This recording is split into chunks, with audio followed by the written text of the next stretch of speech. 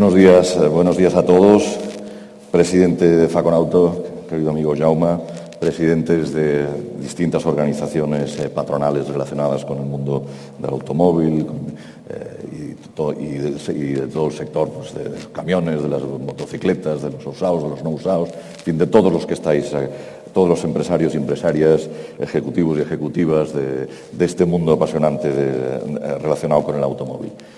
Yo de entrada querría decir de que empiezo a ver caras más alegres de las que se veían hace algunos años.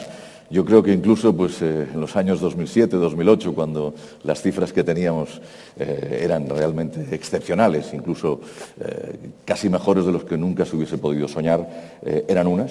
Después hemos tenido unos años realmente muy complicados, muy difíciles, donde ha habido una reestructuración del sector brutal. ¿Por qué? Pues que al final la caída de ventas ha hecho que esta reestructuración haya tenido que ser brutal. Y parece ser, pues por los números que empezáis a tener encima de la mesa, los números que decía Jaume hace pocos minutos, empiezan a ser mejores, digamos, no los que todos querríais, pero que hay una ligera tendencia, digamos, hacia lo positivo. Y no es solamente en vuestro sector, sino que hay otros sectores relacionados donde se empieza a atisbar de que hay una cierta recuperación. El panel de analistas técnicos de todos los servicios de estudios, que son alrededor de 23 entidades de que hacemos este seguimiento desde hace ya bastantes años, hace cuestión de 6 o 7 meses, cuando hablábamos del año 2014, pues había muchas dudas, incluso pues, algunos no lo veían en positivo. Y en cambio, durante los últimos meses, los datos han ido evidenciando cada vez más de que el crecimiento, que los números positivos en cuanto a PIB, pues realmente van a ser mucho más positivos, mucho mejores, y sobre todo si lo comparamos con los otros países, el resto de países europeos, de lo que pronosticábamos hace unos meses. Pero yo creo que para saber dónde estamos hemos de pensar de dónde venimos, ¿no? Y venimos de una situación muy complicada, de una situación donde nuestro país, digamos, incluso pues, toda Europa, entre los años 2000 y 2007, tuvo un crecimiento, hasta el 2008 incluso, tuvo un crecimiento muy importante. En España, durante estos años 2000-2008, se crearon 350.000 empresas con trabajadores, porque, digamos, después los datos muchas veces los damos, es decir, ¿cuántas empresas hay en España? Lo importante son empresas que tengan trabajadores, no empresas de que estén en situación de stand-by o que estén con algún que otro activo o que estén, después de algún qué tipo de proceso, en situación de no funcionamiento y de no tener trabajadores detrás. La realidad es de que en esta época en España se crearon 350.000 empresas y también es importante decir que se crearon 4,5 millones de puestos de trabajo, récord en toda la Unión Europea, y que se creó el 40% de todo el empleo en la Unión Europea. Después han venido unos años muy difíciles, especialmente el año 2009, donde el crecimiento del PIB mundial decreció un 0,7% por primera vez después de la Segunda Guerra Mundial.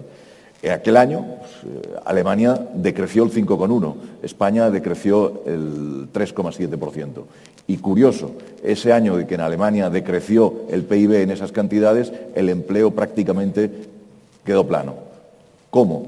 En Alemania hicieron un esfuerzo importante de reestructuración y de modernización de su legislación laboral, y donde había menos empleo, donde había caídas de la producción, dijeron: pues vamos a reducir el número de horas, vamos a traspasar esa bolsa de horas a otros años, vamos a reducir sueldos, vamos a hacer más formación de acuerdo con el Estado, vamos a invertir en formación esas horas que nos sobran. Es decir, hicieron toda una serie de mecanismos de flexibilidad interna que hicieron de que las caídas en montones de subsectores y en sectores importantes no tuvieran como traslación directa la destrucción de empleo. Aquí en España eso no era posible porque la legislación que teníamos, una legislación muy antigua, que venía del franquismo, que viene del franquismo, y que hemos tenido alrededor de 35 reformas durante esos años, desde el Estatuto de los Trabajadores a principios de la década de los 80, no lo hicimos. En Alemania hicieron la famosa Agenda Schroeder, hicieron las famosas leyes Hartz, de la 1 hasta la 4, precisamente dirigida y presidida por una persona que venía del mundo del automóvil, como era el señor Hartz, y que sabía de la importancia y también de las necesidades de flexibilidad en un mundo, en un sector donde a veces la producción sube y muchas veces no sabes cómo, pero que después la fabricación baja, la producción baja y, por tanto, si la fabricación baja, las ventas al final paralelamente también bajan. La clave de toda la legislación laboral en este sentido es reconducir las cosas que son reales a la legalidad y no anclarnos en que como está escrito, está escrito. Yo creo que en España hemos tenido un problema de que no hemos sabido abordar de una manera consecuente, y lo digo pues, en primera persona. Los empresarios hemos sido culpables de que durante los años 2008-2009 hayamos dicho que sí, pues en la negociación colectiva que estaba firmada, y durante esos años el crecimiento de los salarios fue 2 y 3 puntos por encima del IPC. Cuando venían empresarios alemanes, precisamente estoy pensando en un empresario alemán del sector del automóvil y que durante muchos años ha sido presidente de la patronal alemana, me decía: ¿cómo es posible que sabiendo que había esta crisis aquí no hayáis parado? Yo le contestaba, realmente tienes toda la razón del mundo, pero nosotros lo que firmamos en convenio colectivo después lo cumplimos. Y él me decía, en Alemania también, por supuesto, pero adaptamos a las circunstancias. Es cierto de que después hemos hecho un ejercicio importante, un acuerdo importante con los sindicatos en el año 12, 13 y 14 en cuanto a moderación salarial, en cuanto a poner los salarios en situación de competencia respecto a lo que habían hecho otros países, caso de Alemania, donde los salarios prácticamente durante este siglo, hasta el año 2010, prácticamente no han subido. Si han subido muy poquito. En el año 2000 estaban en 100, en el año 2010 110, 115, en España era entre 100 y 140. Por tanto, nos pasamos de la raya y no lo supimos ver a tiempo. Después hemos hecho este acuerdo que yo espero poder renovar para los próximos años, pero realmente que lo que ha dado es un poco de flexibilidad a la economía española. La economía española, es cierto, hemos tenido una gravísima crisis, empezando en el año 2009, pero donde parecía que salíamos en el 2010, en el 2011, y que volvimos a caer en el 2012 y en el 2013. Lo que sí que está claro es que desde el 2009 hasta la fecha, nuestro PIB, precios corrientes, ha caído alrededor de 6 puntos, y lo que es más dramático, como decía, ha habido una destrucción de 3,5 millones de puestos de trabajo. Lo que pasa que si miramos los números desde el año 2000, todavía somos de los países de Europa donde hemos creado más puestos de trabajo, porque el balance todavía es positivo y casi en 1 millón. Lo que pasa es de que nos ha costado en montones de sectores adaptarnos a la realidad. Cosa curiosa, en los años 2006, 2007, incluso antes, pues teníamos un paro de prácticamente el 8%, y entonces no encontrábamos ni incluso técnicos, ni incluso mano de obra pues para hacer montones de servicios. Y abrimos las fronteras, y al abrir las fronteras pues vino mucha gente del exterior. El crecimiento de la población en esos años pues fue alrededor de 5 millones de personas más legales y otro millón de personas en ilegales. Y que realmente después, cuando ha habido los momentos de destrucción de empleo, están aquí porque nosotros les abrimos las puertas, pero que también están con la intención de intentar tener un puesto de trabajo. Por tanto, hicimos un traje que se nos hizo pequeño y después pues realmente los remiendos han sido realmente complicados. Por tanto, va a empezar la recuperación, está empezando la recuperación muy suavemente, digamos, con diferencias respecto a otros países donde les va a costar mucho más porque no han hecho ninguna de las reformas que nosotros hemos empezado a hacer. Caso de Italia, caso de Francia, no es el caso de Alemania porque ya empezaron a hacer las reformas en el momento adecuado. Pero nosotros tenemos un problema que es problema de déficit. Nosotros teníamos superávit en los años 2005, 2006, 2007 casi el 2% del PIB, e increíblemente en 2 años, de 2007 al 2009, tuvimos un déficit ya de más de 11 puntos. ¿Qué quiere decir? Que en 2 años de diferencia nos comimos 13 puntos de PIB, la mitad por la vía de no poder aguantar los ingresos y la otra por la vía de no poder controlar los gastos. Siempre decimos, ¿no? En España pues ha habido montones de austeridad durante esos años, durante este siglo. Y la verdad es que si miramos los números y vemos qué pensiones teníamos, qué nos gastábamos en pensiones hace 10 años y qué nos gastamos ahora, qué nos gastábamos en educación y qué nos gastamos ahora, y qué nos gastábamos en sanidad y qué nos gastamos ahora. Por ejemplo, pues en educación y sanidad entre el 2000 y el 2009 pues prácticamente se multiplicó por el 60 o el 70%, y esos son los datos. Es cierto, después ha habido una reducción de un 15, incluso un 20% desde el año 2010, que no 2010, sino que las reducciones se empezaron a hacer a final del 2011 y en el 2012 y en el 13 del 10 o del 15% o incluso en algunos sectores del 20%, pero es que antes había habido un crecimiento del 70%. Si miramos los gastos y miramos los ingresos, hemos sabido no controlar los gastos, lo digo pues con ironía, y por la vía de los ingresos, es cierto, durante unos años hubo un crecimiento espectacular de los ingresos, pero después los ingresos se nos han hundido. En el año 2000, nuestros 4 grandes impuestos, es decir, el IRPF, el IVA, el impuesto de sociedades y los especiales, eran 100.000 millones de recaudación, y en el año 2007 nos pasamos a 200.000.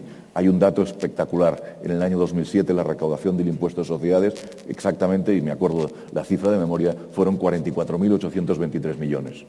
¿Qué quería decir? Que las empresas ganaban mucho dinero.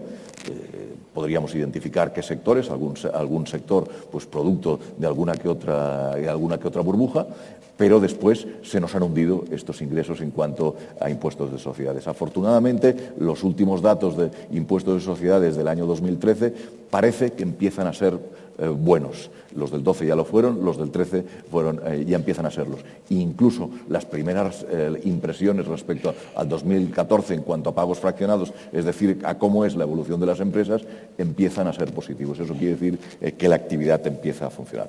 Pero que lo sepamos, seguimos teniendo un problema de déficit. Teníamos un endeudamiento del sector público en el año 2006 que era alrededor del 36% y este año vamos camino del 100%.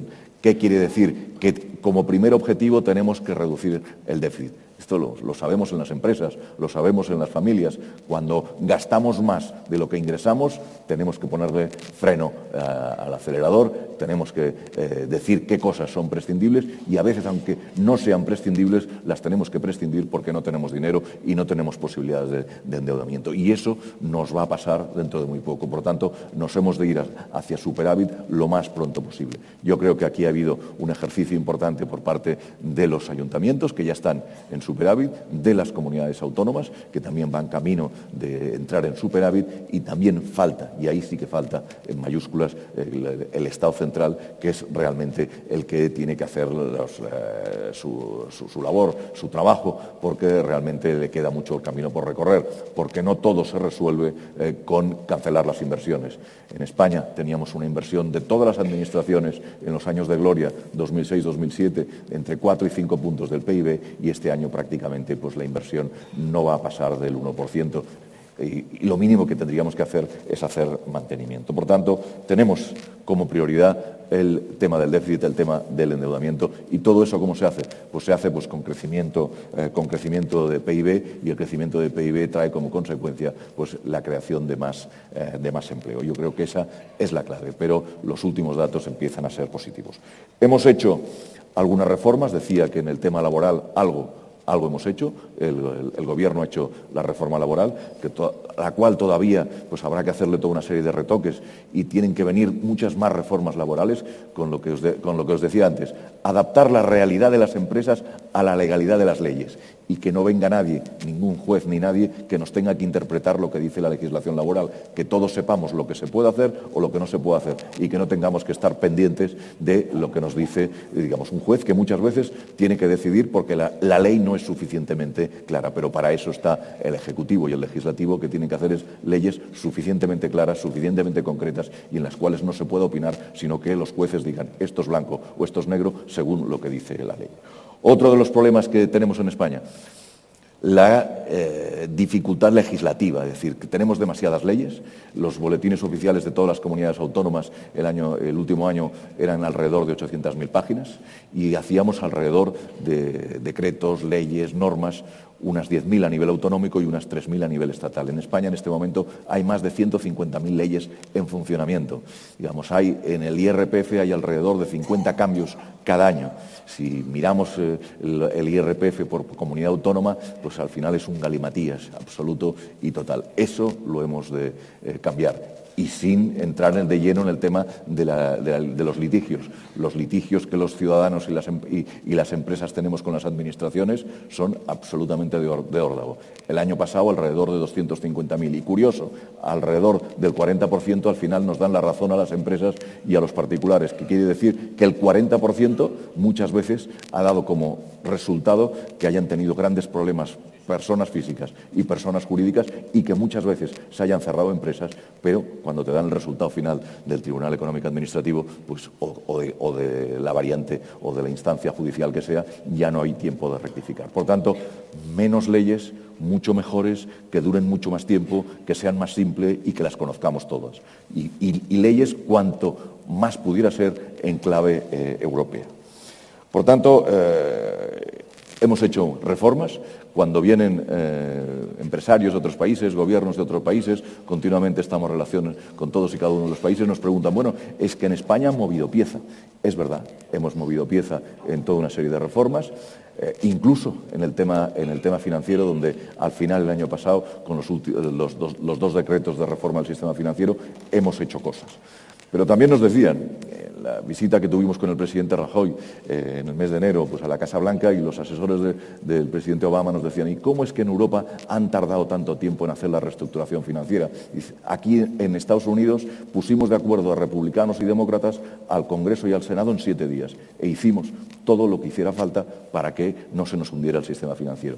Y aquí en Europa, en vez de 7 días, ha habido países que han tardado 7 años en hacer la reestructuración financiera. Y supongo que nos miraban a España, donde hemos estado muchos años durante dudas, que pagábamos para arriba, para adelante, para atrás, cómo, de qué manera, identificamos, hay crisis, no hay crisis, existe, no existe, somos el país mejor regulado y mejor controlado y mejor evaluado, y al final se ha visto de que pues, ha habido realmente en el sistema financiero básicamente un problema con las cajas, con algunas cajas, porque otras funcionan y funcionan muy bien, pero ha habido algunas donde ha habido realmente gestiones muy deficientes, no ha habido gobernanza, han estado pues, con toda una serie de considerando y con toda una serie de apoyos en negativo, básicamente del mundo de la política, y que por tanto no han funcionado como tiene que funcionar una empresa con todos sus controles internos. Esperemos que ahora pues, la justicia haga lo que tenga que hacer. Pero la realidad es de que ya el sistema financiero empieza a funcionar. Y lo que estamos viendo, empiezan ya los grandes bancos españoles ya te dicen que quieren dar créditos.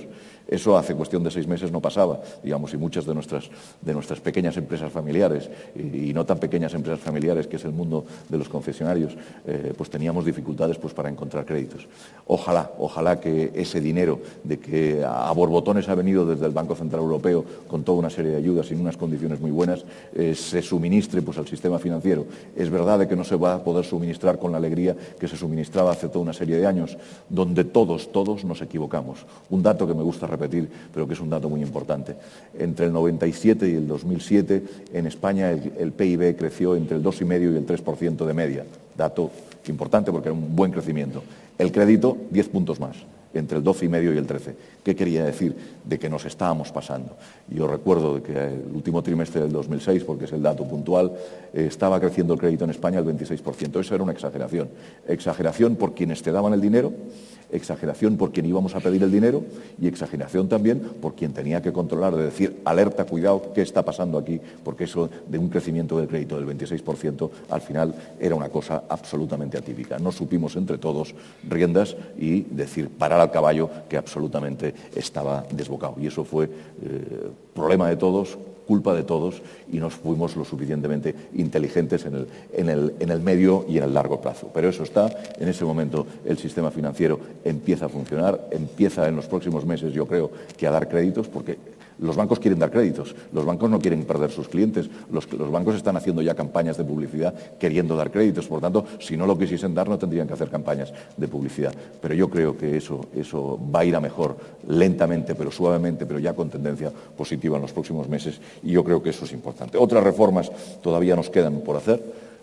Reforma del sector público yo creo que es muy importante. No puede ser que tengamos ese galimatías de tantas entidades públicas. Otros países están intentándolo hacer con reducción pues, de ayuntamientos, de diputaciones, de empresas públicas, locales, privadas, de todo tipo y manera. Yo creo que aquí se abre una oportunidad importante a hacer la cooperación pública-privada. No creo que los empresarios decimos cuando en el tema de lo público y en el tema de lo privado, nosotros decimos siempre que funcione, que sea eficaz que gane dinero y que sea absolutamente evaluable. Y con todo eso pues nos apuntamos a lo que sea.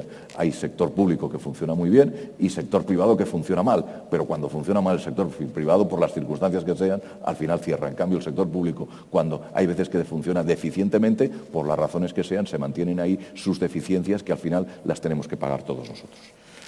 Otras reformas son necesarias, sin duda alguna. El tema de la energía hay que seguir avanzando. No puede ser que Europa tenga unos costes eléctricos el doble que en los Estados Unidos y no puede ser que en el tema del gas en Europa tengamos un gas 3 veces más caro que en los Estados Unidos. Y no es un consuelo decir, bueno, pues en Jacopón todavía lo tienen más caro. No es consuelo, digamos. De ahí de que sea muy importante de que reindustrializar Europa, hemos de creer en esa Europa, pero para eso pues hemos de tener la unión bancaria, para eso hemos de tener la unión fiscal, para eso hemos de llegar al final a una unión política que todo el mundo, todos los partidos dicen que la quieren, pero que al final cuando hay que dar los pasos, cada uno es muy receloso de dejar que Europa pueda ser realmente una unión política con cara y ojos. Pero Europa representa el 25% del PIB mundial, el 6% de la población y, dato importante, que es la Europa del bienestar, el 42% del gasto público. ¿Qué quiere decir? Que queremos mantener Europa, queremos que Europa sea diferencial que el resto del mundo, pero no nos tenemos que olvidar que en el resto del mundo empiezan a salir toda una serie de países emergentes, hay oficialmente, según la OIT, 300 millones de parados que están dispuestos a trabajar por lo que sea. Por tanto, hemos de tenerlo en cuenta y hemos de hacer una Europa lo más social posible, pero también lo más competitiva y lo más eficaz, porque si no lo hacemos de esta manera, al final perderemos el tren del futuro y el tren de la mejora económica. Yo creo que las claves son importantes de qué debemos hacer desde el punto de vista empresarial. Yo creo que está claro. Los que puedan ir al exterior, los que se puedan internacionalizar porque no están especializados o no son concretamente empresas locales, yo creo que lo están haciendo. Yo creo que los datos de exportación que tenemos en este momento son milagrosos casi, de que en España en este momento entre el 34,5% respecto al PIB sea la suma de los bienes y servicios exportados, por encima de Italia, por encima de Francia, solo lejos de Alemania, que es el 50%, es un dato muy importante. Que haya en España el año pasado más de 150.000 empresas exportando, también es un dato muy importante. Dato negativo. Las muy grandes son las que básicamente hacen las grandes facturaciones. Pero bueno, eso es una cosa que iremos cambiando en los próximos años. Porque un dato también muy positivo es de que en España se están convirtiendo empresas medianas en empresas grandes. Es decir, empresas que tienen colchón, empresas que tienen financiación, empresas que tienen posibilidades de ir al exterior y que ya han ido al exterior. Hay dos datos que yo siempre repito y que son tremendamente decisivos en cuanto a las inversiones españolas en el exterior. Una, de que, por poner un ejemplo, 2006-2007, el 10% del PIB español fue invertido por las empresas españolas en el exterior. Eso es un dato tremendamente importante y eso da buena fe de la cantidad de subsectores, de cantidad de empresas españolas que empiezan a dominar en los mercados mundiales. Y la otra, la inversión extranjera en España, que está volviendo, que se está haciendo importante, que quiere decir que aquí hay confianza respecto al futuro de España. Los informes del sistema financiero hace cuestión de 6 o 7 meses era de que España se derrumbaba y ahora pues hay algún que otro informe financiero que te dice viva España o que España está volviendo o que somos el país mejor del mundo. Yo creo que ni una cosa ni la otra. Se han hecho las cosas que se han hecho. Las empresas, especialmente las empresas y las familias en este país, hemos hecho un ejercicio de desapalancamiento, un ejercicio de sobriedad, que no de austeridad, de sobriedad, de hacer las cosas que podíamos hacer, porque es que si no, no llegábamos a final de mes, y hemos hecho un camino duro que sabemos que hay que seguir haciéndolo de cara a futuro, pero que las empresas estamos dispuestas a hacerlo. Y dispuestas a hacerlo con dos elementos, aparte de la internacionalización, claves para nosotros de cara a nuestro futuro. El I+D, que hemos de recuperar, porque realmente en los últimos años hemos bajado y que todas las empresas que no innoven no tienen futuro, y eso nos hemos de acercar a los datos que hay en Europa. Y yo creo que el gran objetivo es de que lo más pronto posible invirtamos en I+D el 2% de nuestro PIB. Ya sé que hay otros países de que nos superan, pero yo creo que ese es un objetivo importante y es un objetivo para poder ser puntero en Europa. Y después la formación y la educación. Probablemente hemos de acercar, siempre lo decimos, nunca lo hacemos, lo que necesitamos las empresas, que somos las que damos empleo, con la educación que se da, pero con la educación que se da desde la cuna. Desde la cuna, pasando por bachillerato, pasando por EGB y pasando por la universidad. Una educación donde se diga de que quienes crean empleo somos los empresarios, que sin empresarios no hay empleo, y si no hay empleo no hay riqueza y no hay recuperación económica de ningún tipo. Y eso me extraña verlo y leerlo en los libros de texto que parece que vayan en contra de los empresarios. Sin empresarios, sin empresas, con sus más y con sus menos. Hay empresarios muy buenos, hay empresarios no tan buenos, como en la sociedad en su conjunto, pero que al final lo que sí que está claro es de que sin empresas, sin empresarios, los países no funcionan, y los países que tienen más y mejores empresarios son los países que más funcionan. Muchas gracias a todos.